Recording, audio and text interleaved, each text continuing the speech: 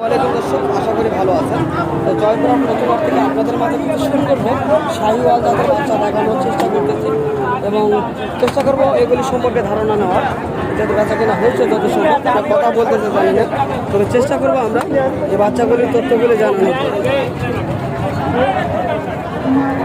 অনেক সুন্দর কোয়ালিটির এই বাচ্চাটি।